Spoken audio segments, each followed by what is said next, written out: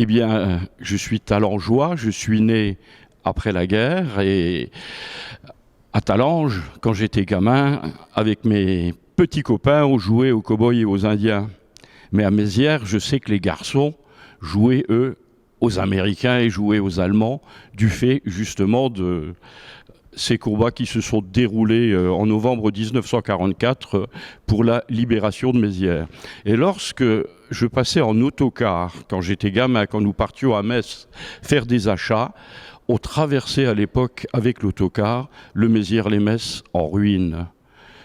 Quelques années plus tard, trop longtemps pour les gens qui attendaient, la reconstruction de Mézières s'est élevée et on passait toujours avec le même autocar dans un Mézières extrêmement moderne, reconstruit.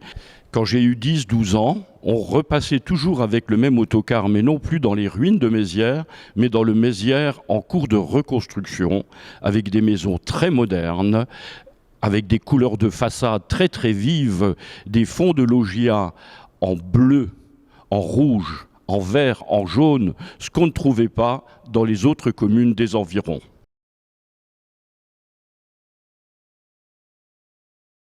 Ma passion de l'histoire est née avec mon métier. J'ai commencé ma vie professionnelle à la mairie de Talange lorsque j'étais gamin.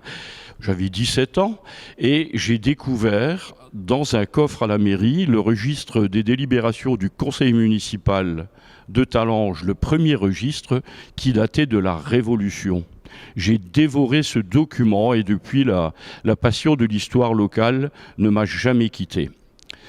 J'ai travaillé par la suite à la mairie de Mézières-les-Metz en tant que secrétaire général. Donc je suis arrivé ici à la mairie en 1982 et me suis de suite intéressé à l'histoire de la commune en découvrant notamment qu'un érudit historien avait écrit l'histoire de Mézières-les-Metz jusqu'avant la guerre.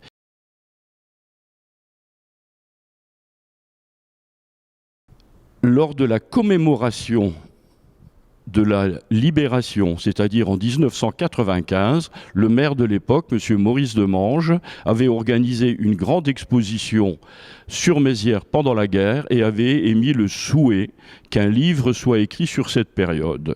Je m'y suis attelé en prenant le témoignage des habitants de Mézières qui avaient vécu cette période, des anciens combattants qui s'étaient battus sous le drapeau français, mais aussi les malgré nous, incorporés de force dans l'armée allemande. J'ai rencontré des personnes qui avaient été déportées, des personnes qui avaient été expulsées, des personnes qui avaient été chassées par les Allemands à Mézières à la fin de la guerre, avant les combats contre les Américains.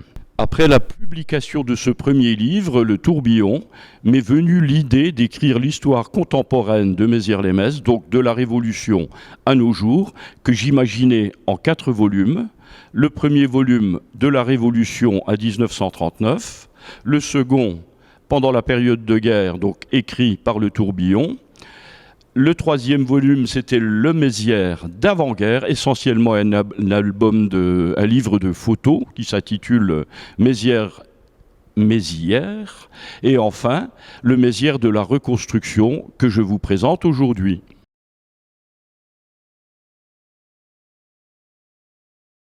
Évidemment, mon passage à la mairie pendant 16 ans m'a fait rencontrer une foule de personnes qui posséder des documents intéressants, des photographies, des documents personnels. Ces personnes ont eu la gentillesse de me les confier et c'est sur ces documents que je me suis appuyé pour écrire l'histoire de ce Mézières contemporain, donc de 1945 à nos jours.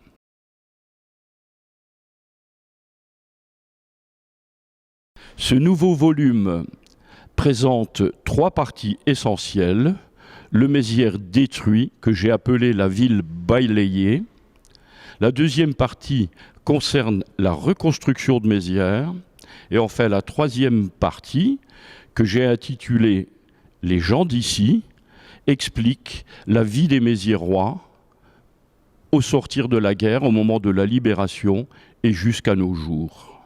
Pour la présentation de ce nouveau volume, je vous donne rendez-vous à la médiathèque de Mézières-les-Messes le samedi 5 novembre. Le livre sera présenté par M. Julien Fréburger, maire de Mézières-les-Messes, et j'aurai grand plaisir à vous rencontrer.